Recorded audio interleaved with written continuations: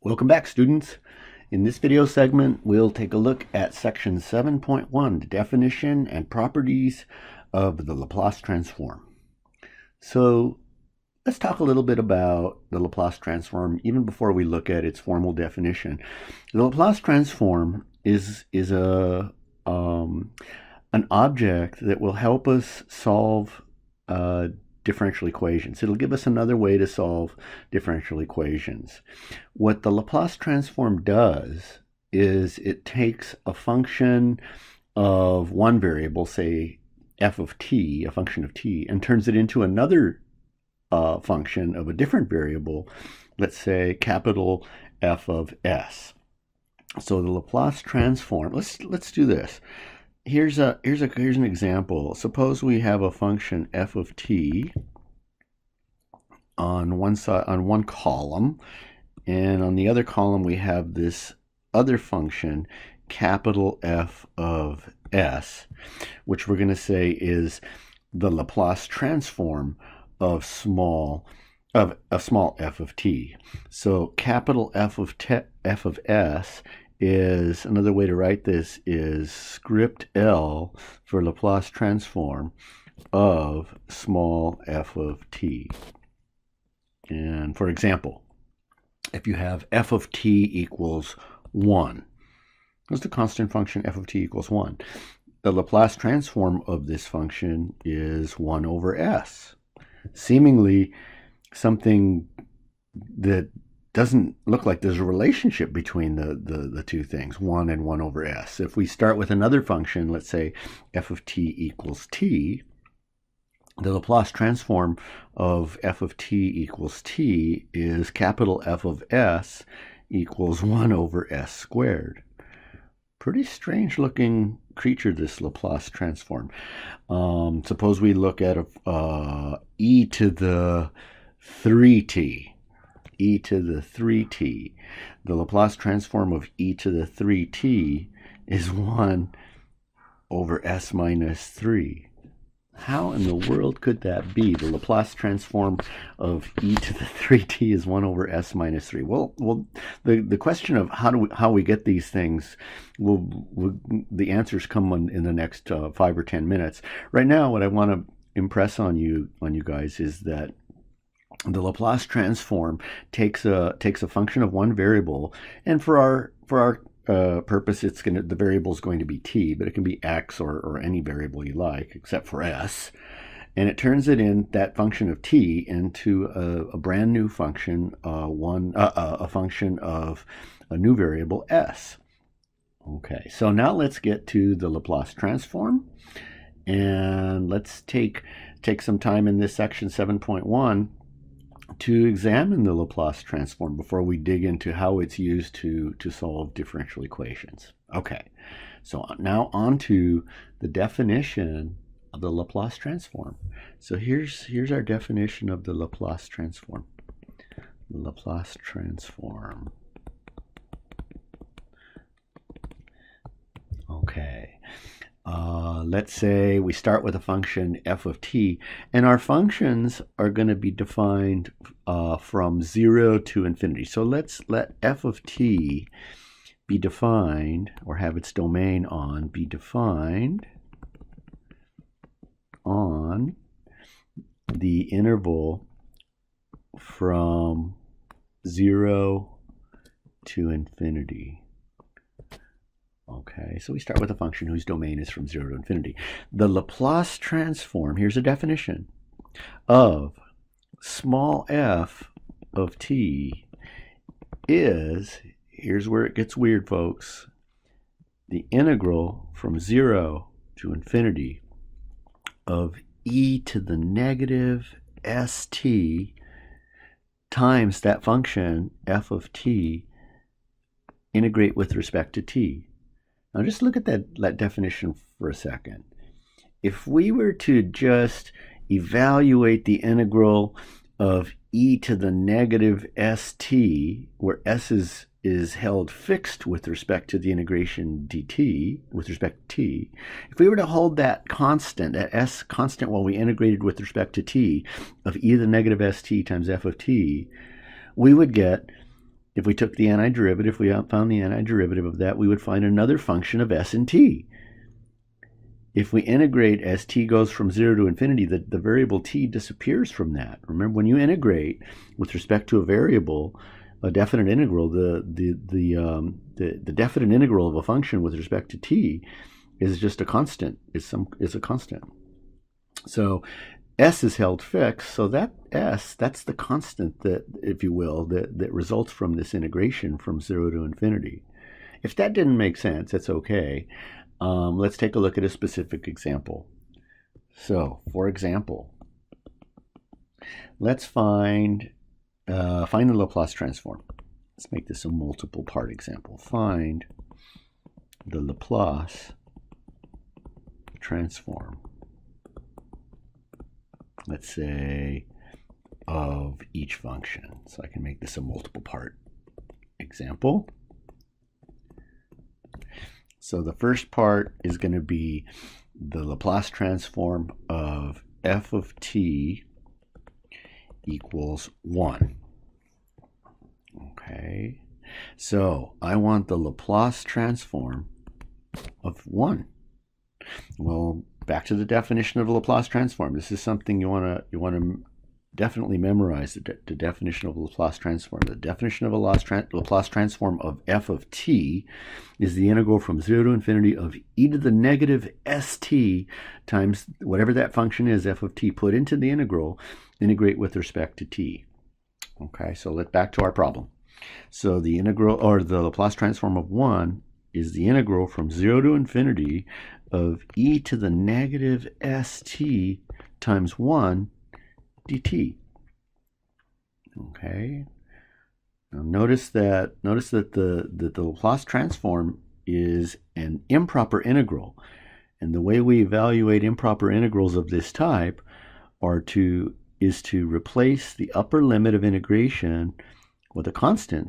So we're going to integrate from 0 to b, and then take the limit as that constant shoots off to infinity of e to the negative st dt. So let's evaluate this integral.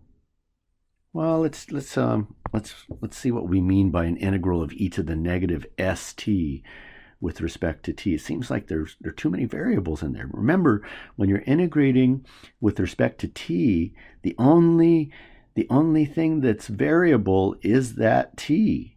Everything else has to be held fixed. It's sort of like in partial differentiation when you took a derivative with respect to t of a function of s and t, you hold everything that's not a t, an s in this case, constant.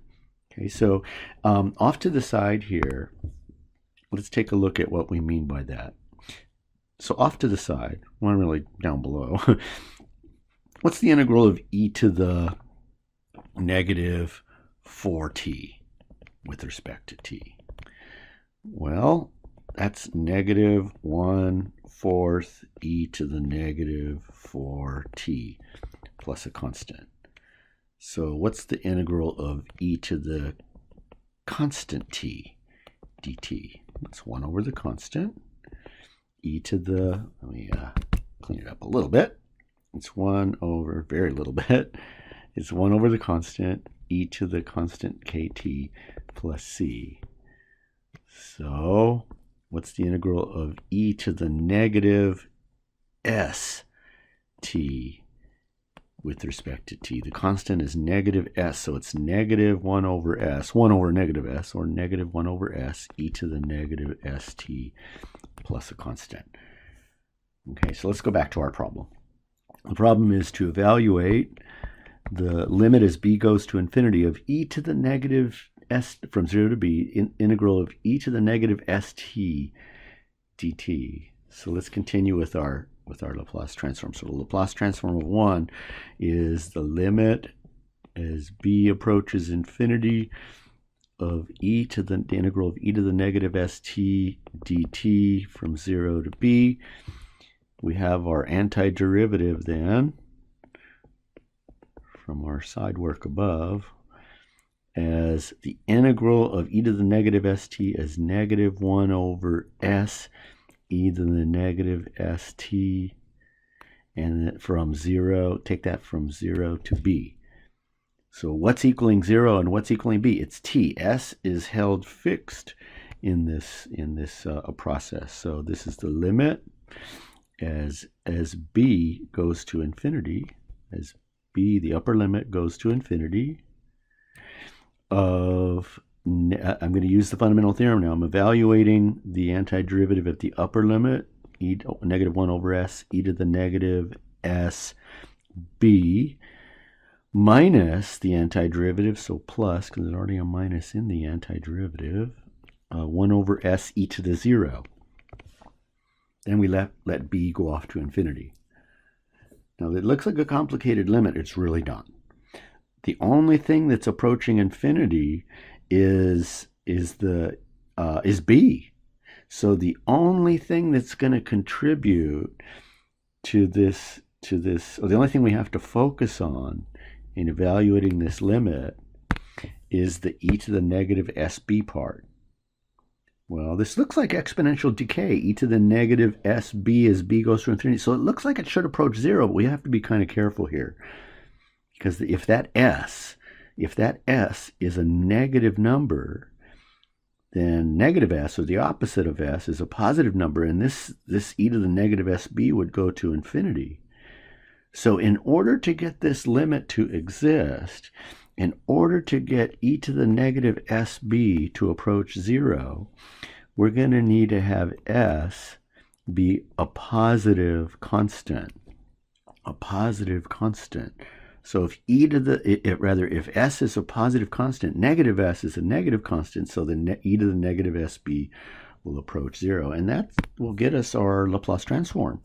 The only thing left after that limiting process is 1 over s, but this is only good for our variable s greater than 0. Okay, so the domain of our Laplace transform 1 over s is s greater than 0. So the Laplace transform takes the function 1, a function of t, f of t equals 1, and turns it into 1 over s. The Laplace transform of 1 is 1 over s. Okay, so what's our next example look like? Let's find the Laplace transform of f of t equals t. Okay, so let's find the Laplace transform of f of t equals t. So the Laplace transform of t is the integral from 0 to infinity of e to the negative st. The Laplace transform always has that factor of e to the negative st times whatever the function is, t, integrate with respect to t. Okay, so you're probably getting the idea that this Laplace transform isn't always a real simple thing, because it requires that we integrate from 0 to infinity. It requires that we evaluate an improper integral, and integrals can be very difficult. So how can this possibly be a viable method for solving differential, or lead to a viable method for solving differential equations if we have to integrate? Integration can be real difficult. Well, you'll see in a few minutes. For the time being, let me see if I can clean up my upper limit of integration here. Okay, the upper limit of integration should be b. So this is the limit as b approaches infinity, the integral from 0 to b, t e to the negative st dt. Okay, so we're starting to see that this Laplace transform depends on us being able to find or evaluate integrals, and last time we evaluated a lot of integrals was in Calculus 2. So again, we're getting to the point where, oh my goodness, this Laplace transform is going to require that we integrate. There's some, and it's true. Well, that's true. The definition of a Laplace transform involves an integral, but there's a really bright light shining at the end of the tunnel. But we got to look at some more examples before we get to that. Okay, so let's evaluate this integral. This is a perfect candidate for integration by parts. So I'm going to do that. So if I'm going to integrate by parts, I'm going to make the substitution for u equals t, then dv equals the rest of this, e to the negative st dt, du equals dt, v equals, and here we go again with that antiderivative of e to the negative st. It's negative 1 over s e to the negative st. So our integral then becomes the limit as b goes to infinity. Well, integration by parts says we get u times v, so negative t over s e to the negative st, using my substitution, my integration by parts items from the left, on the left there, e to the negative t over s e to the negative st, and this is carried from 0 to b, and then we let b go to infinity. I'm going to replace this left bracket with braces here, ugly braces. I think I want this to look semi-legible for you guys, so here's a little better. Okay, minus the integral of v du, but v has a negative already in it, so minus the integral, so plus the integral of v du, 0 to b, of 1 over s e to the negative st dt, close the braces. Okay, well, remember, integration by parts then leaves us with another integration in the integral from v to u part. So this is the limit as b approaches infinity. Let's just hold off on the evaluation of the first portion of this. So it's negative t over s e to the negative st, taken from 0 to b. The integral of, well, 1 over s is held fixed with respect to t, so we're integrating e to the negative st again. So we get minus 1 over s squared because we already have a 1 over s, e to the negative st, as that's carried from 0 to b. So let's combine this. Let's combine this to one integration, or one evaluation. So this is the limit as b approaches infinity. Let's do this.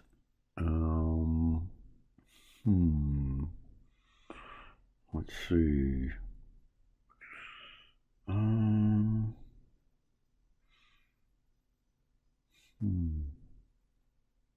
Okay. Minus t over s e to the minus st minus 1 over s squared minus 1 over s squared e to the minus st, carried from 0 to b. Then let's go ahead and substitute the upper limit of integration. So this is the limit as b approaches infinity of negative b over s. Remember, the variable is t, so e to the minus s b minus 1 over s squared e to the minus s b. This is what we get by substituting the upper limit of integration b into the antiderivative, and then substitute the lower limit of integration into this. If we substitute the lower limit of integration into the first term, we get 0 because of the t and negative t over s. But we do get a contribution from the 1 over s squared e to the minus st. We'll get plus, because we're subtracting the value of the lower limit, which already has a minus sign, 1 over s squared e to the 0, which is just 1 over s squared. Okay, then we evaluate that limit. The limit, again, first appears to be kind of complicated. It's not really. The only thing that's shooting off to infinity is b. S is held fixed in this process. Not only that, that second term that involves 1 over s squared e to the minus sb, that approaches 0 as long as I choose s to be positive again. The only thing that we really need to concern ourselves with is the limit of negative b over s e to the negative sb. Well, that's a little more complicated of a matter. What I want to do is I want to isolate part of that limit. I want to isolate it in a in a way that it's kind of legible. So I'm highlighting in red part of that limit, the only part of that limit that we really need to concern ourselves with. I'm highlighting in red just the limit as b approaches infinity of b e to the negative sb. If I let b approach infinity, this is of the form, the limit form, infinity for b, and e to the minus sb, remember that's approaching 0. That's infinity times 0. This is called from Calc 2 indeterminate. Indeterminate. So off to the side here, I'm going to continue to evaluate this limit, or this part of our limit, using L'Hopital's rule. And in order to do that, in order to use L'Hopital's rule, we have to have the limit of the form either 0 over 0 or infinity over infinity. Now it's of the form infinity over infinity.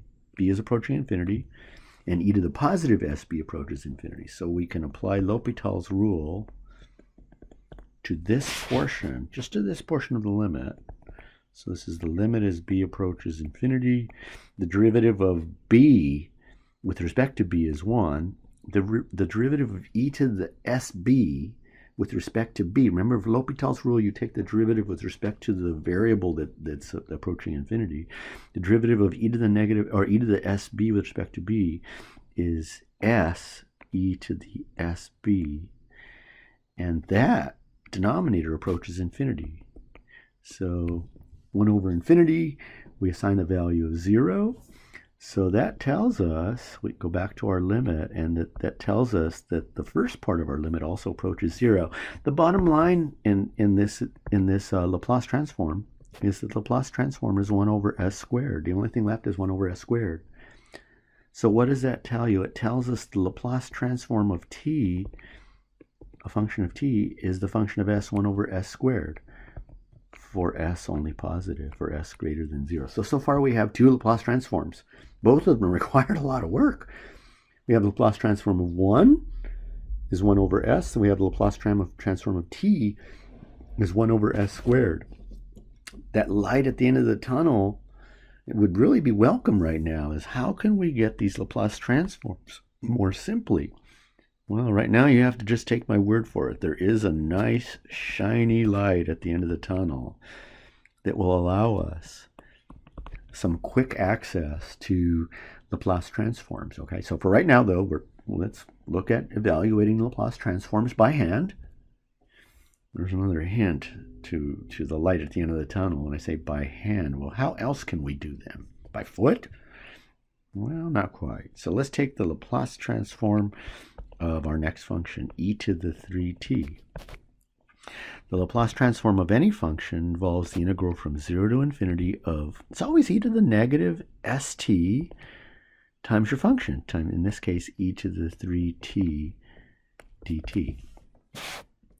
Okay, and the very first thing to do is to transform that limit, or rather that improper integral, into a limit.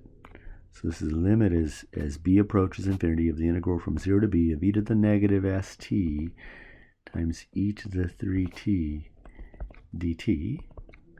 Okay, so let's continue with this. This is the limit as b approaches infinity. I'm going to rearrange the integrand. I'm going to rearrange the integrand substantially.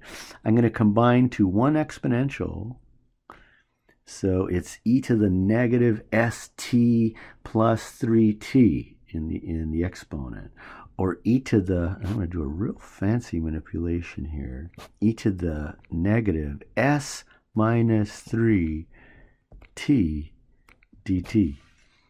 I'm going to take a second to make sure that that's right. If I distribute the negative from the left in the exponent and the t from the right, you get e to the negative st plus 3t, which is what our original integral has in there.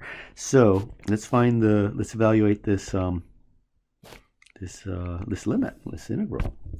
So this is the limit as b approaches infinity, and the integral of, remember, for now, s is held constant, so s minus 3 is constant, so negative s minus 3 is constant, and e to the constant t is 1 over the constant, so 1 over negative the quantity s minus 3, or negative 1 over s minus 3, e to the minus s minus 3 held constant t, carried as t varies from 0 to, oops, caught a couple of things.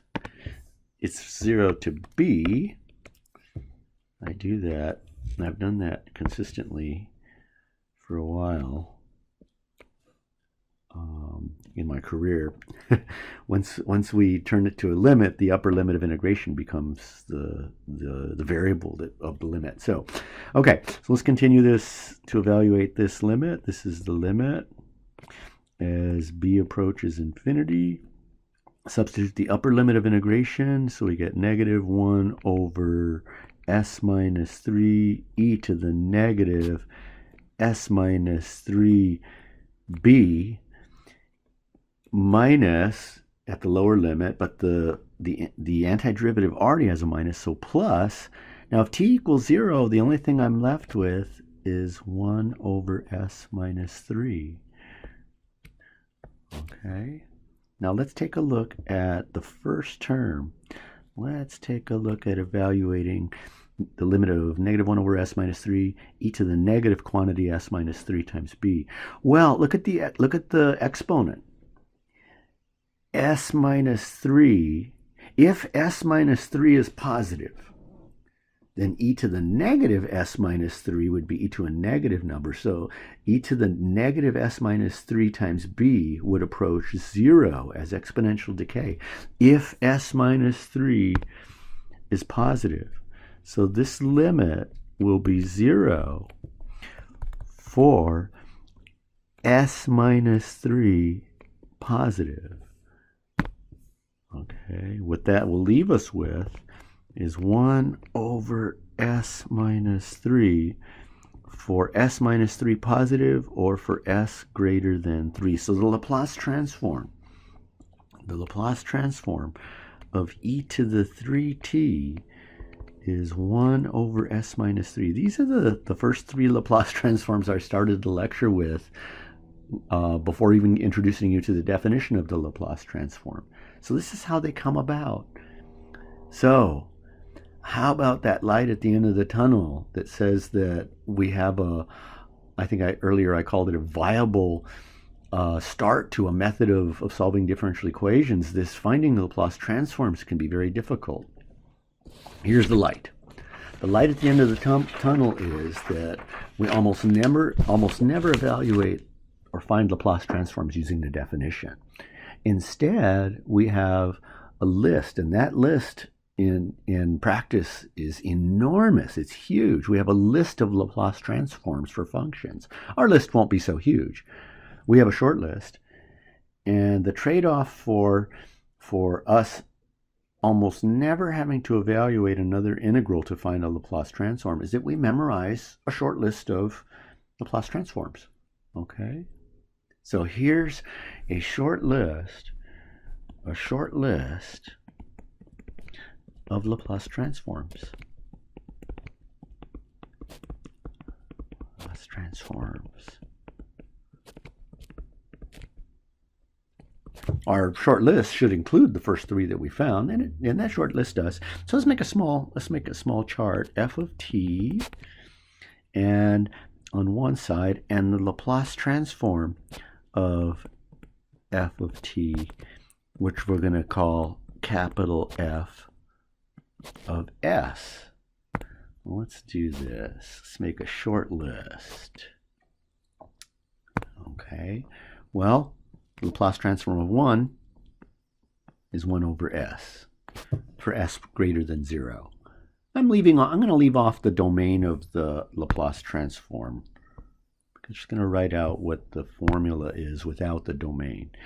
The Laplace transform of t was 1 over s.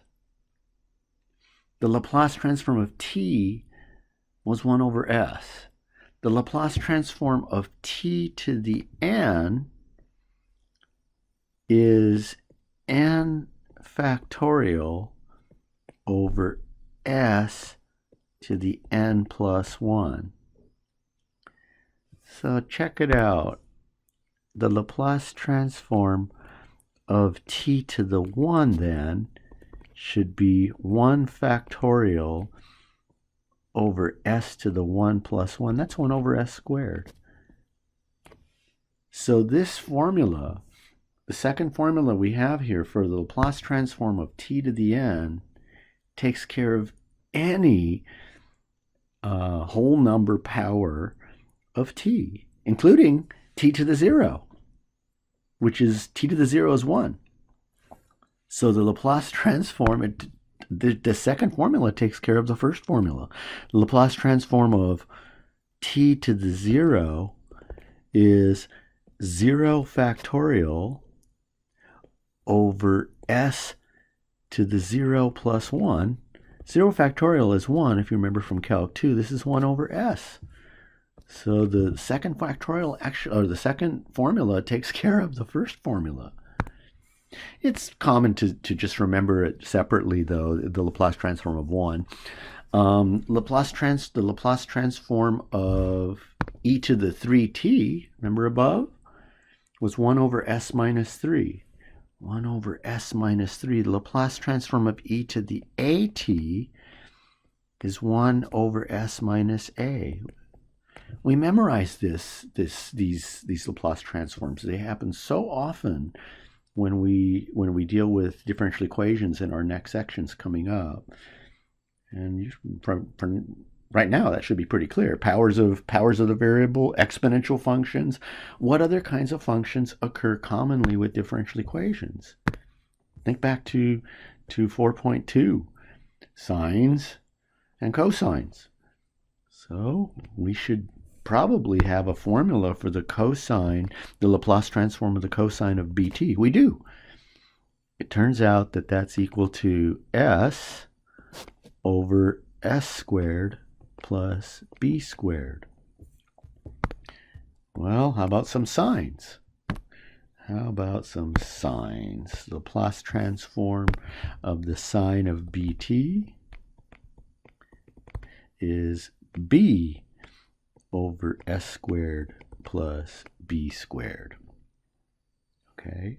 For the person who's using Laplace transforms to solve problems, it's not at all important to find Laplace transforms by hand, but simply to be able to access Laplace transforms by looking at charts of Laplace transforms that have been found already, found and simplified. Oops. Let me see if I can clean up my chart a little bit. Probably should have just left it alone, but that's all right. All right, so here's a really short list. Our list is going to get a little longer, but not too much longer, actually. Not too much longer at all. Okay, so what if we have functions like 2 sine of 3t plus 4t cubed? We have the sum of two functions whose Laplace transforms appear on the chart. Well, we have what's called linearity properties. Linearity properties. The linearity of the Laplace transform. Don't worry too much about the name here. The linearity of the Laplace transform means that the Laplace transform of the sum of two functions is the sum of the Laplace transforms of the individual functions. This is really cool for us. The Laplace transform of a constant multiple of a function is that same constant times the Laplace transform of the function. So where C is a scalar value. Okay, so back to my proposed example here that I sort of mentioned verbally but didn't write down. Suppose I want the Laplace transform of 2 times the sine of 3t plus 4t cubed. Well, from the linearity properties, I can distribute the Laplace transform inside the sum. So this becomes the Laplace transform of 2 sine of 3t plus the Laplace transform of 4t cubed.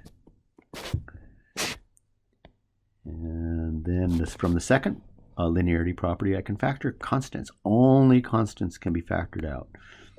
Only constants. Don't factor out non-constant functions from Laplace transform. So this is plus 4 times the Laplace transform of t cubed. And sine of 3t and t cubed are functions on our list. The Laplace transform of sine of bt was b over s squared plus b squared. B is 3. So b 3 over s squared plus b squared, 3 squared 9. Plus 4 times the Laplace transform of t cubed. Remember the Laplace transform, if we refer to above, the Laplace transform of powers, t to the n, is n factorial over s to the n plus 1. 3 is the n, so n factorial, 3 factorial over s to the 3 plus 1. So this becomes 6 over s squared plus 9. 3 factorial is 6, so plus 24 over s to the 4th. Okay, so if we combine these two expressions, we get 6s to the 4th plus 24s squared. 24 times 9 is 216, so plus 216 over s squared plus 9 times s to the 4th. So the Laplace transform of 2 sine of 3t plus 4t cubed is the rational function given at on the bottom right there.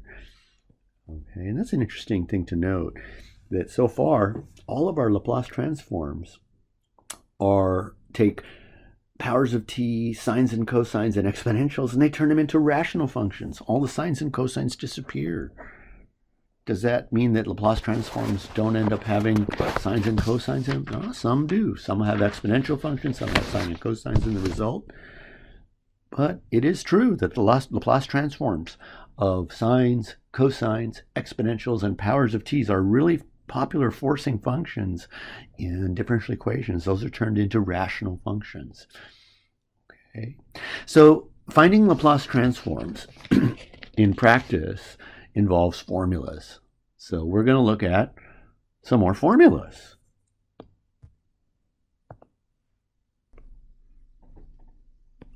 Okay, so let's take a look at Theorem 7.1 from our textbook. That theorem gives us 3 more important formulas or aspects of how Laplace transforms behave. So let's do that. Theorem 7.1. 7.1. Theorem 7.1 says, let's start with the Laplace transform of small f of t is equal to big F of s. Okay. 1, the Laplace transform of e to the at times f of t is capital F of s minus a. This is very often called the first shifting theorem.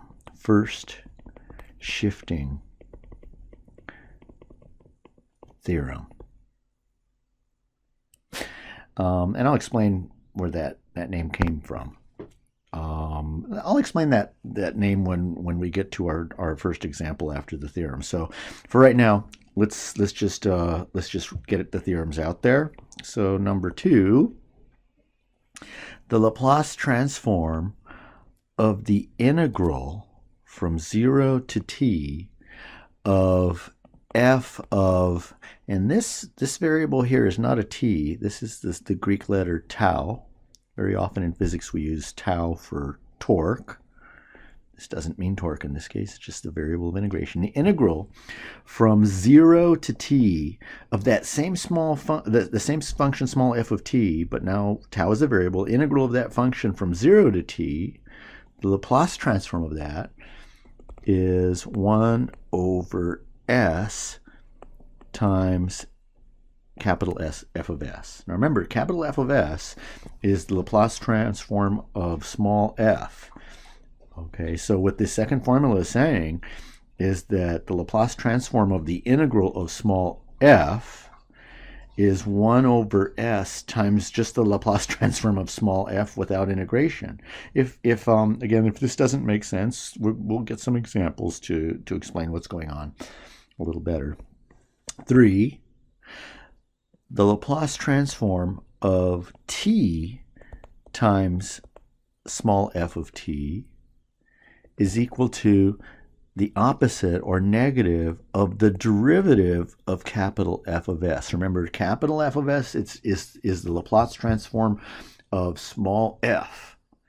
So if you want the derivative of t times small, if you want the Laplace transform of t times small f, all you do is you find the Laplace transform of small f, take its derivative, and take the opposite of that. Okay. So let's look at some examples, and those examples will hopefully give us some insight into how to use these theorems. So let's say find each Laplace transform. Find each Laplace transform.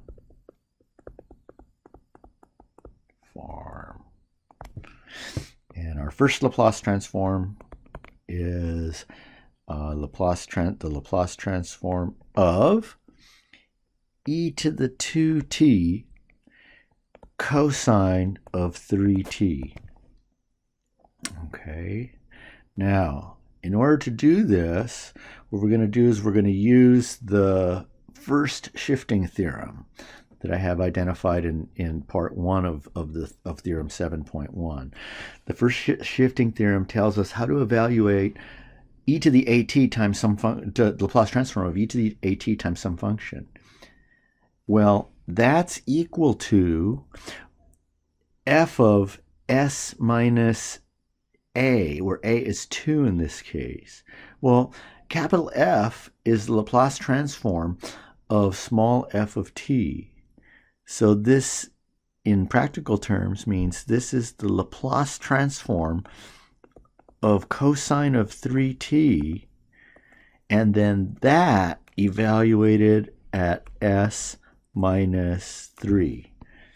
This is full notation for f of s minus 3. So to find f of s minus 3, you do two things. You find the Laplace transform of small f, which is the Laplace transform of cosine of 3t, and then evaluate this Laplace transform at s minus 3. Okay, so let's do that. The Laplace transform, well, that's my dog. Excuse me for just a second. Okay, guess he's not going to bark again. So, the Laplace transform, his name is Thomas, by the way, so if he barks again, it's Tom barking. So the Laplace transform of cosine of 3t, remember from above, the Laplace transform from our short list, Laplace transform of cosine of bt is s over s squared plus b squared. So the Laplace transform of cosine 3t is s over s squared plus b squared. B is 3. 9. And this is evaluated, and I just got a mistake. Our Laplace transform is not evaluated at s minus 3, it's evaluated at s minus 2. I'm already screwing that up. That's not cool. The formula says the Laplace transform of e to the 2t times cosine of 3t is the Laplace transform of just the small function evaluated at s minus 2, the correction in red, s minus 2. So this is our Laplace transform is going to be evaluated at s minus 2 and not the 3 I had above. Okay, so this Laplace transform then equals, well, if I'm replacing s with s minus 2, it's s minus 2 over s minus 2 squared plus 9. Okay, let's take a look at a similar one, very similar one. Suppose I want the Laplace transform of e to the negative 5t times sine of 7t. Okay. The first shifting theorem says that this equals the Laplace transform of simply the sine of 7t. That's f of s. That's our f of s. But in that f of s, or after we find that f of s, we replace s with s minus a. A is negative 5. So this is e to the a t, where a is negative 5. Okay, and we know the Laplace transform of the sine of bt is b over s squared plus b squared, and this is evaluated at s plus 5. So our Laplace transform is s over s plus 5 squared plus 49. Okay, let's take a look at another example. C. Suppose I want the Laplace transform of t times the sine of 2t.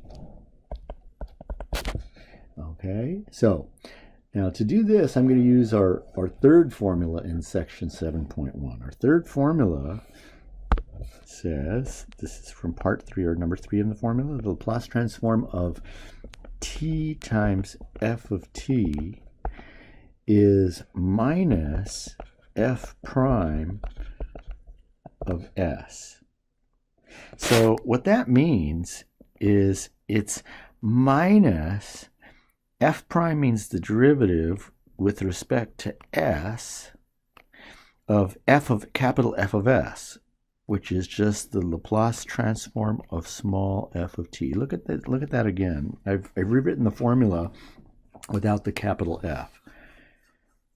Laplace transform of t times small f is minus the derivative of the Laplace transform of just small f, which is capital F of s. So using the alternate formula notation for derivative, it's minus d ds, the derivative of, with respect to s, of capital F of s, which is just Laplace transform of small f. So let's if that formula doesn't make sense, let's take a look at it with this specific example. Laplace transform of t times a function is minus the derivative with respect to s of capital F of s, which is just the Laplace transform of small f of t. No t involved in there, just small f of t. So this is minus the derivative with respect to s of the derivative, the Laplace transform of sine of bt is b over s squared plus b squared. Okay, so continuing on with this, this is minus the derivative with respect to s of 2 times s squared plus 4 to the negative 1 power. Use a chain rule just from Calc 1, so this is minus, and then the minus comes down, so minus 2 s squared plus 4 to the decrease the power by 1, so minus 2. Chain rule says multiply by the derivative of the inside. So this becomes, the minuses cancel, 4s, and the s squared plus 4 drops into the denominator with a denominator of 2, with an exponent of 2. So 4s over s squared plus 4 squared. Okay, well, it might seem like these formulas are really rough to use. The alternative is that we use the integral formula to evaluate the Laplace transform. So just before we move on, the alternative to this, the alternative to using the formula for this, we would need to evaluate the integral of from 0 to infinity e to the negative st times t sine of 2t. This is doable. You can use integration by parts a bunch of times to do this, but it's really messy. This Laplace transform took us, what, 1, 2, 3, 4 lines. Integrating directly would take a lot more than 4 lines. Okay. We'll see a little later in the video segment an example of the second formula, how to use the second formula. For now, let's concentrate on how we go backwards from the Laplace transform. Suppose we know the Laplace transform of a function. We know the capital F of s, and we want to find the original small f of t from which it came. So that involves what's called inverse Laplace transforms. Inverse Laplace transforms. The good news is there's not much new happening. This example will really explain that. So if the Laplace transform of small f of t is capital F of s, then we say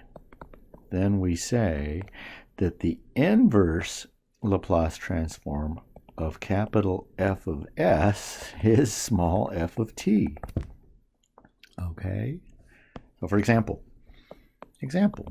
A, the inverse Laplace transform of 1 over s is 1, since the Laplace transform of 1 is 1 over s. So again, all we're doing is going backwards. Now we assume we know the Laplace transform. We want to find the original function. B, the inverse Laplace transform of 1 over s minus 2. Well, think about it for a second. Look way back in our short list of formulas. Way back in our short list of formulas, we have that the Laplace transform of e to the at is 1 over s minus a. So the inverse Laplace transform of 1 over s minus a should be e to the at. So our inverse Laplace transform of 1 over s minus 2 should be equal to e to the 2t, since the Laplace transform of e to the 2t is 1 over s minus 2. Okay, so generally when we find inverse Laplace transforms, we don't have to write the since line. We just simply write the result. So another example here, suppose I want the inverse Laplace transform of 1 over s squared plus 4. Okay, well, rather than scroll up to our short list, I'm going to write out the Laplace transform that really corresponds here. The Laplace transform of sine of bt is b over s squared plus b squared. It's from our short list. So the inverse Laplace transform of b over s squared plus b squared is the sine of bt. Now, there's something missing here in our problem. What's missing in our problem is the b in the numerator. The b, if this is going to, if the 1 over s squared plus 4 is going to represent b over b squared plus s squared, then we have a problem, because that 1 then would need to be 2. It would need to be 2 over s squared plus 2 squared. Very easy to accommodate that. Look down at the formula for the inverse Laplace transform of b over s squared plus b squared. If I divide both sides by b, after factoring the b out of the left-hand side, I get the inverse Laplace transform of 1 over s squared plus b squared then is 1 over b times the sine of bt. Okay, and this is perfectly fine. This is in fact how we find the Laplace transform we're interested in. So you could also put in the 2 that's missing and balance the expression by multiplying by 1/2. This is also just fine. And that would give us our 1/2 times the sine of b to t. Okay, so let's take a look at another one here. D. Let's find the inverse Laplace transform of s over s squared plus 2. Okay, from our short list way above, we have that the inverse Laplace transform of s over s squared plus b squared should equal the cosine of bt. So the b squared in our example needs to be equal to that 2. So b should be radical 2, and our inverse Laplace transform then looks like the cosine of radical 2t, or t radical 2. Right? So another one, E. Suppose I want the inverse Laplace transform of 4 over s cubed. Okay, so from our short list, the Laplace transform of t to the n is n factorial over s to the n plus 1. So the inverse Laplace transform of n factorial over s to the n plus 1 should equal t to the n. That formula doesn't quite fit what we need. I would like a formula that just gives us the inverse Laplace transform of the powers without the factorial. So imagine factoring out the n factorial on the left and then dividing both sides by n factorial. So the inverse Laplace transform of 1 over n plus 1 should equal t to the n over n factorial. Now to our problem. Our problem has a 4 that we don't want there, so let's factor out the constant 4. That factoring out of constants works for both Laplace transforms and inverse Laplace transforms. Okay, in fact, both of the linearity properties for Laplace transforms apply here. So let's do it. This is 4 times the inverse Laplace transform 1 over s cubed. Well, if n plus 1 equals 3, that means n needs to be 2. So the inverse Laplace transform of 1 over s to the n plus 1 is t to the n over n factorial. So our n is 3, so it's t squared over 2 factorial. 2 factorial is 2.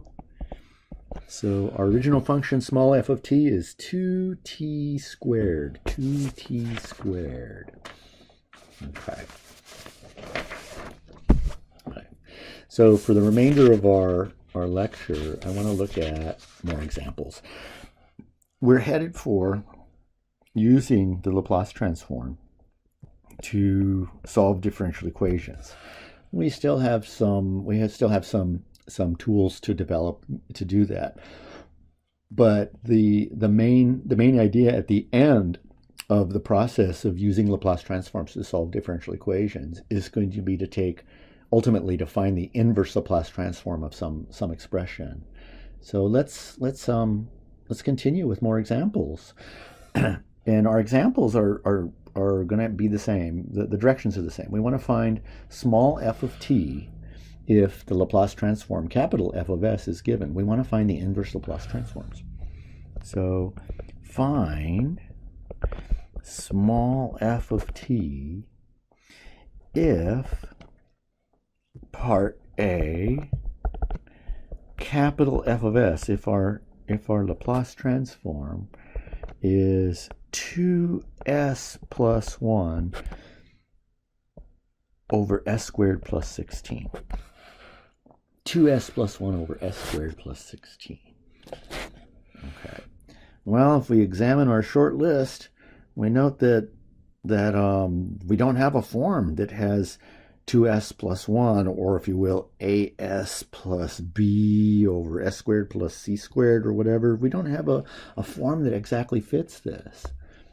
However, we can use the linearity properties to do this. So small f of t then is the inverse Laplace transform of capital F of s, which is 2s plus 1 over s squared plus 16.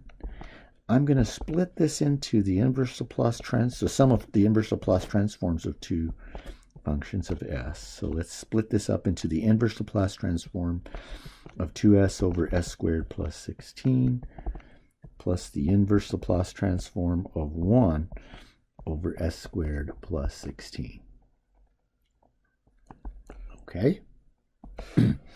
Well, for the first term, we don't have an inverse Laplace transform of 2s there over s squared plus 16, but if we factor out that 2, the remaining factor fits a formula pretty well for an inverse Laplace transform. Also, we don't have a formula for the inverse Laplace transform of 1 over s squared plus 16, but we certainly have one for 4 over s squared plus 16. So what I'm going to do is I'm going to multiply by 1/4. I'm going to multiply by 4, leave the factor of 4 with the function, and then I think we're set. For the first function, the inverse Laplace transform of s over s squared plus b squared is cosine bt. In this case, b is 4, so 2 times the cosine of 4t plus 1/4. The inverse Laplace transform of b over s squared plus b squared is sine bt. So b equals 4 in this case also. So this is 1/4 plus 1/4 sine of 4t. So there's our inverse Laplace transform. Okay, let's take a look at another one. So suppose I want the inverse Laplace transform of capital F of s. The Laplace transform itself is 4 over s minus 1 squared plus 16. Okay. Well, that factor of s minus 1 is like a shift to the right of that same function of s with just s instead of s minus 1. So I'm going to use the first shifting theorem, and that's why the first shifting theorem has its name. The first shifting theorem says the Laplace transform of e to the at times small f of t is capital F, that is the Laplace transform of the function small f, but evaluated at s minus a.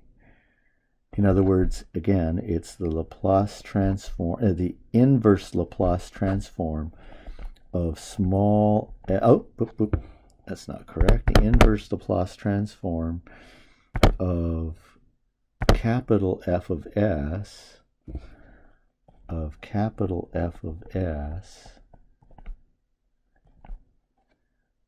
evaluated. Oh my goodness, I think I'm not doing that very well.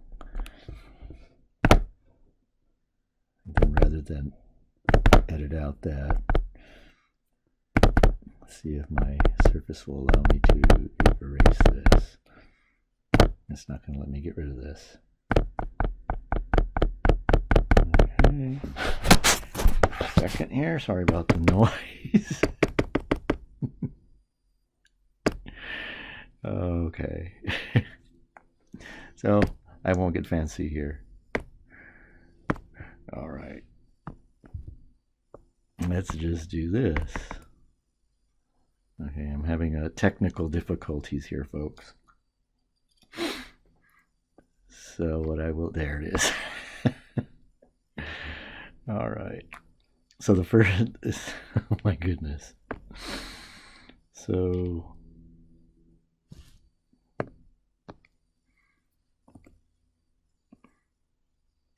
sorry about the technical difficulties, folks. I think we're all set again. So the first shifting theorem says the Laplace transform of e to the at times f of t is capital F of s minus a. Let's look at this formula in reverse. Let's look at it in inverse Laplace transform form. So this says that the inverse Laplace transform of capital F of s minus a is e to the at small f of times small f of t. Okay, but small f of t is the inverse Laplace transform of capital F of s. So this is nothing more than e to the at times the inverse Laplace transform of capital F of s. Okay, now if this doesn't make sense, let's go ahead and apply this to our function here. So f of t, small f of t, is the inverse Laplace transform of this whole function of s, including the shifting of s minus 1. So s minus 1 squared plus 16.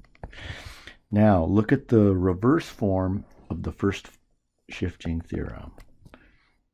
The reverse form of the first shifting theorem says that the inverse Laplace transform of the shifted Laplace transform is equal to e to the at, so it's e to the 1t times the inverse Laplace transform of that whole function of s again without the shift, plus 16. And that inverse Laplace transform of 4 over s squared plus 16, that's exactly in the form of the sign of bt with b equal to 4. Okay. The special note here, the usage of the first shifting theorem and actually more generally all of these formulas, it becomes smooth, contrary to my technical glitch earlier. It becomes smooth after some practice. In fact, not that much practice. So talking about practice, let's look at some more practice. Suppose I want to find the inverse Laplace transform of f of s, capital F of s equals 5 over s plus 4 cubed. Again, this looks like a shift of a Laplace transform 5 over s cubed to the left by 4. So we replace s with s plus 4. So again, we're going to use the reverse version of the first shifting theorem that says, and it's written above, but I want you to see it again, the inverse Laplace transform of f of s minus a of a shifted Laplace transform is e to the at times the inverse, and if you look above, I forgot to write the inverse. Look above, I forgot to write the little inverse sign, is the inverse Laplace transform of the unshifted f of s. So our function f of t equals the inverse Laplace transform of 5 over s plus 4 cubed. I'm going to factor out that 5. 5 times the inverse Laplace transform of 1 over s plus 4 cubed. So that's the inverse Laplace transform of the shifted function of s. That equals e to the minus 4t, a is negative 4, times the inverse Laplace transform of the unshifted transform. And then we recall that the inverse Laplace transform of 1 over s minus, or s to the n plus 1 is equal to t to the n over n factorial. So in our case, the n is 2. So we're looking at 5 e to the negative 4t. The n is 2, so we're looking at times t squared over 2 factorial. So the net result here is our inverse Laplace transform looks like 5/2 t squared e to the minus 4t. Okay. Next example.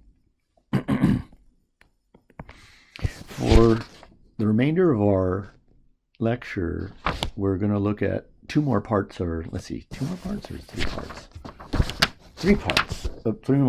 this example. So feel free to take a break in between parts if you're getting weary or if you just need to stretch out. So let's take a look at part D. Part D says the Laplace transform is equal to 1 over s squared minus 4s minus 5. Okay. Now if you look at our short list from way above, we have nothing like this. We have b over s squared plus b squared, s over s squared plus b squared. We have no direct formula that deals with 1 over, if you will, as squared plus bs plus c. So the idea here is to first notice that we can factor the denominator. Sometimes we can't, and we'll have a case that looks like that too. We can factor the denominator into s minus 5 times s plus 1. Now imagine we were integrating this function. Just in a calculus 2 setting. If we were integrating this function, what would we do? We would use partial fractions.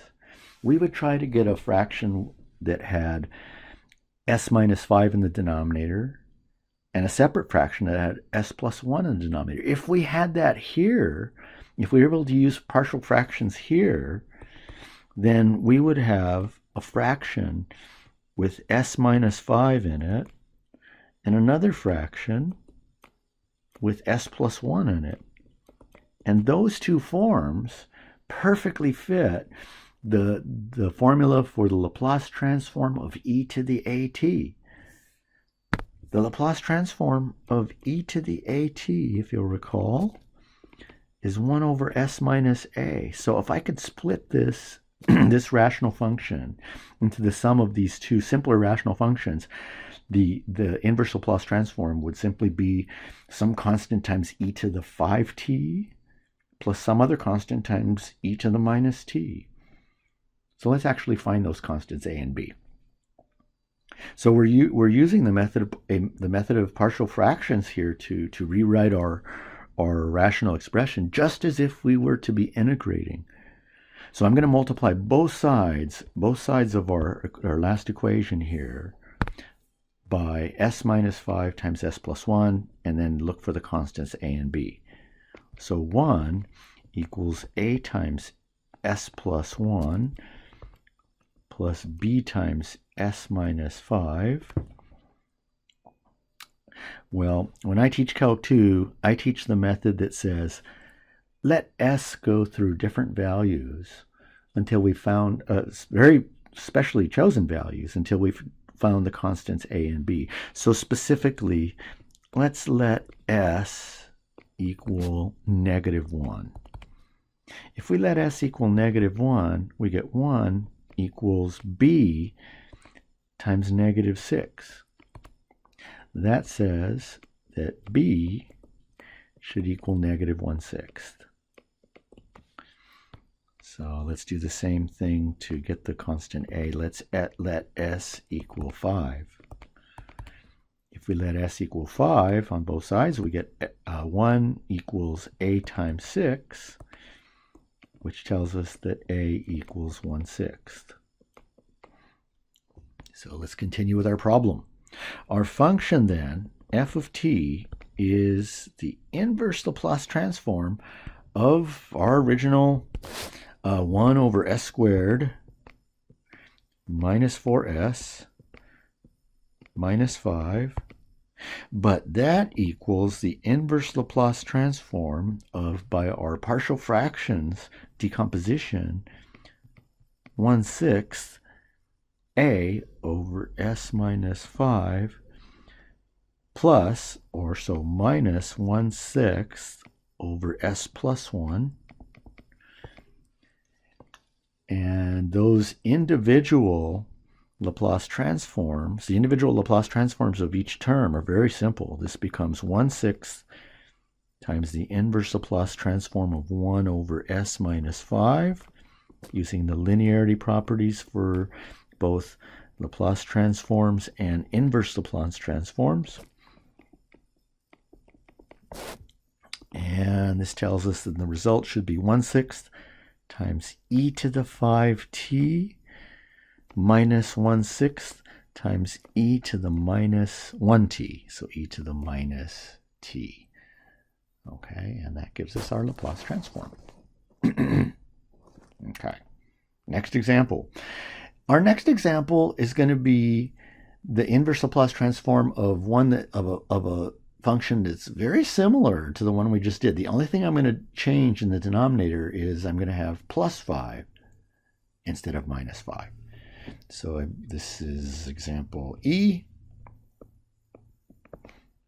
Our function f of s is 1 over s squared minus 4s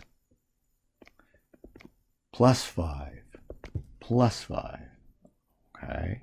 Now, this s squared minus 4s plus 5 doesn't factor very nicely. All polynomials factor. It's the factor theorem, but they don't always factor very nicely. Sometimes the factors involve complex numbers or irrational numbers or both. Well, how would we integrate this if it didn't factor? How would we integrate 1 over x squared minus 4x plus 5? We couldn't use partial fractions very easily because of the factoring situation. So what we would do then is we would complete the square and then maybe make some sort of trig substitution. And this is the same deal here. While we can't factor the denominator very easily, we can certainly complete the square. So let's take s squared minus 4s. Let's move the 5 over a little bit and leave room for completing the square. And let's complete the square.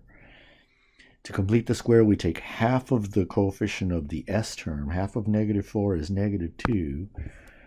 Square it and add it in. Half of 4 is 2. Half of -4 is -2. Squared is +4. Now I added it in the denominator, so I'm going to subtract it in the denominator so that I don't have any net change to my expression in the denominator. So this leaves us with 1 over s minus 2 squared plus 1. And this looks like a shifted Laplace transform. This looks like the Laplace transform of some function shifted to the right by 2.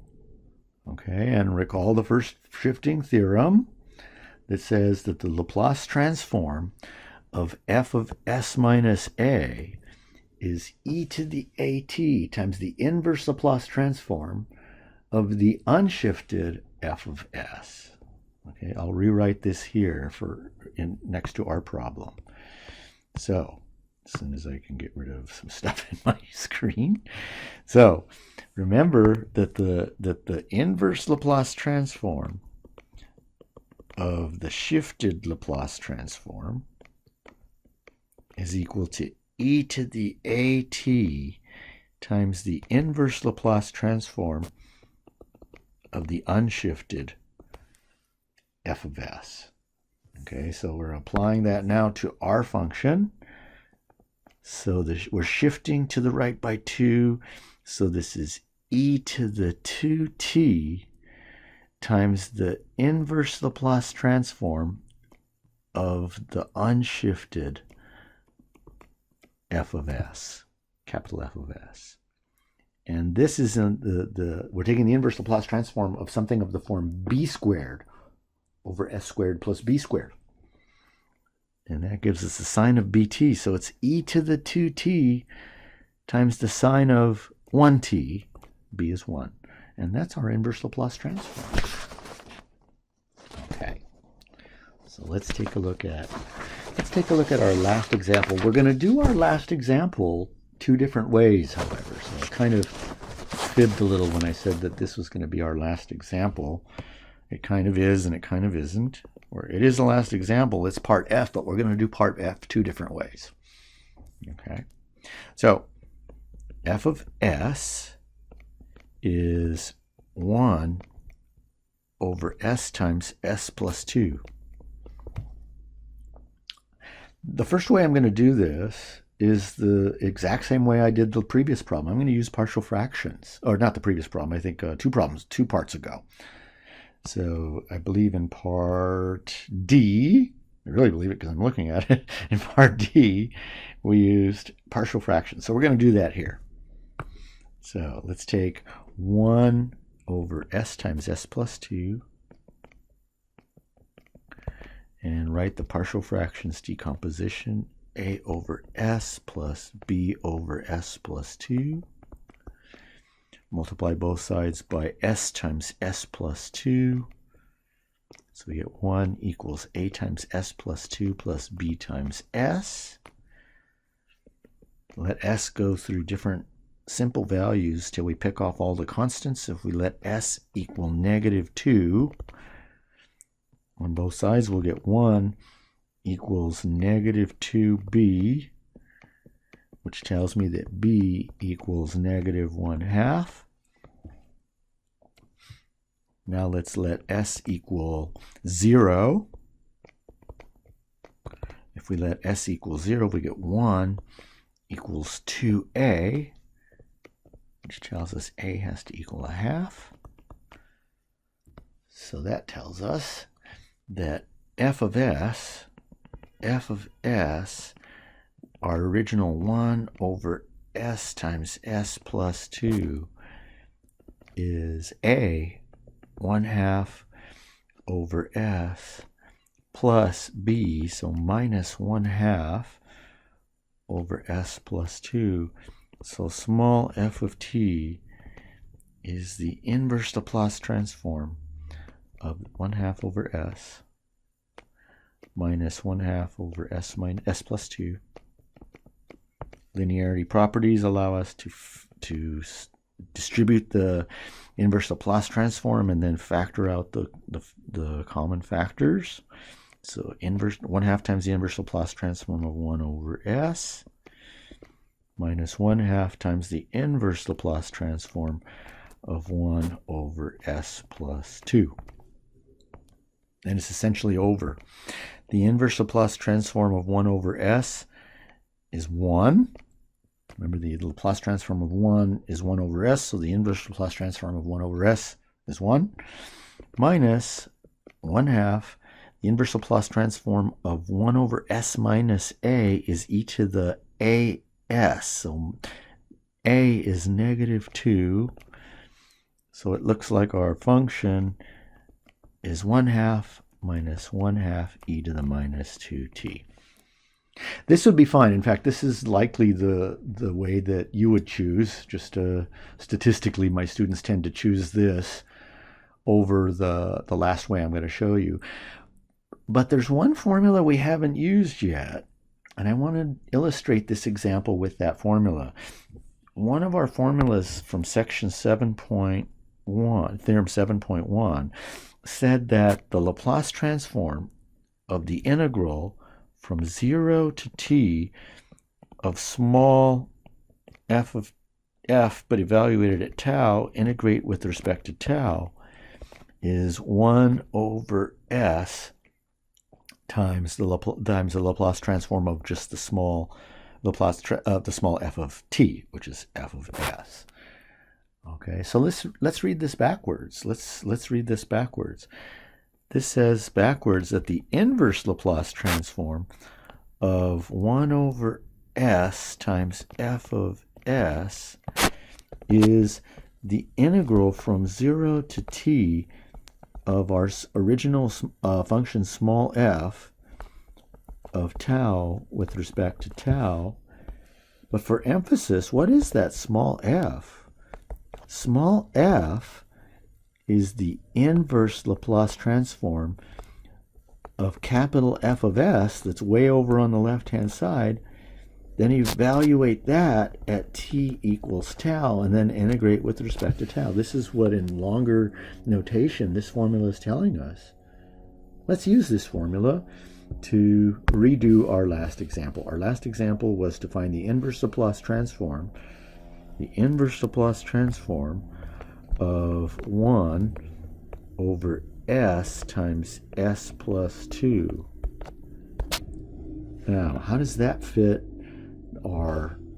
the formula above? How in the world does that fit this formula right here? Well, before going any further, I can factor out the s in the denominator and rewrite this as 1 over s times f of s, where f of s equals s plus 2. I can factor out the 1 over s. Now it fits perfectly in our formula. F of s in our formula is 1 over s plus 2. So our inverse Laplace transform is the integral from 0 to t of the inverse Laplace transform of that 1 over s plus 2. But not just like that, because the inverse Laplace transform will be a function of t. So we replace t with tau and then integrate it with respect to tau. In practice, this is very simple. So this is integral from 0 to t.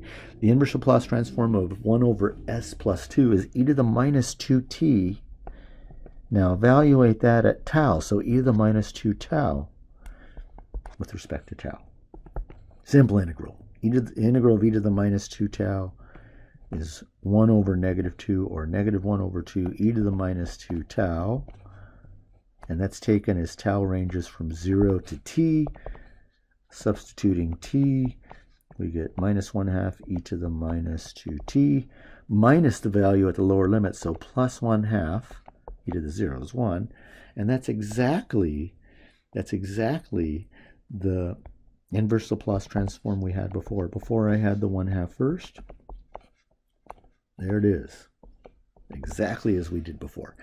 This, personally, I wouldn't choose this formula to do this antiderivative. I'm very comfortable with using partial fractions, but ultimately it's your choice. It's your choice. If you see something, if you see a formula to use to find an inverse Laplace transform, use it.